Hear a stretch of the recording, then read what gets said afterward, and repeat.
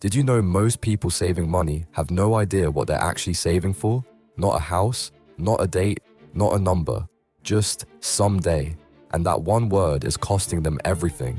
Here's what's really happening. Saving without a goal feels responsible. It feels safe. But safety is exactly the problem. Because while your money sits still, real opportunities are moving. Stocks compound, real estate appreciates, businesses get built, and the person waiting for the right time watches all of it happen to someone else. Someday is not a date on a calendar. It's a feeling. And feelings like that never arrive on their own. They just keep getting pushed forward, one comfortable month at a time. The truth is brutal, but simple.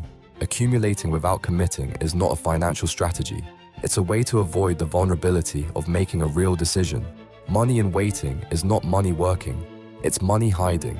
So ask yourself right now, what is your someday and what exact date does it start?